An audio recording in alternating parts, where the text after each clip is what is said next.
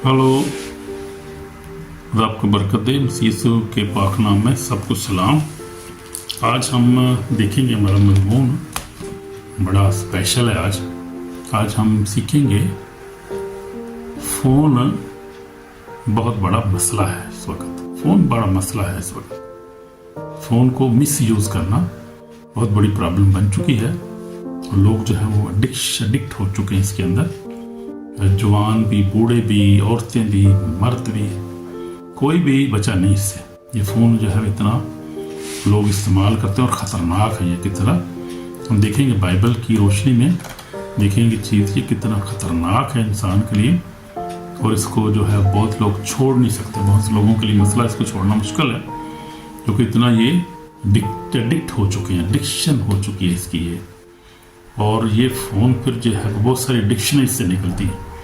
बहुत से लोग जो है वो फ़ोन पे गेमों के एडिक्शन हो जाते हैं। बहुत सारे जो है वो फ़ोन के अंदर जो है वो फिल्में देखना शुरू कर देते हैं, बहुत से बुरी साइडें देखना शुरू कर देते हैं। खादमीन खुदा के लोग भी शामिल है इसमें, कोई बचा नहीं। ये फ़ोन बड़ा ख़तरनाक है। सोशल मीडिया जो है इसको अच्छा इस्तेमाल करें तो अच्छा है, क्योंकि खुदा भी इसको इस्तेमाल करता है अपने कलाम को फैलाने के लिए।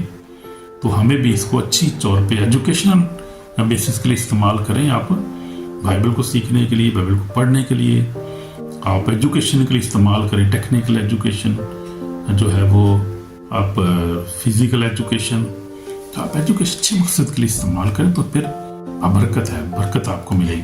अगर आप इसको मिस यूज़ करेंगे तो फिर बहुत बड़ा नुकसान है, और बहुत सारी चीज़ों का इसमें नुकसान होता है हमें कि फ़ोन जो है वो ये ख़तरनाक है। बाइबल में लिखा है, इफसियों में देखेंगे, इफसियों में क्या लिखा है। इफसियों का ख़त, पौलुस रसूल का ख़त इफसियों के नाम, और उसका जो है हम देखेंगे 5 बाब में देखेंगे खुदा का बंदा क्या कह रहा है।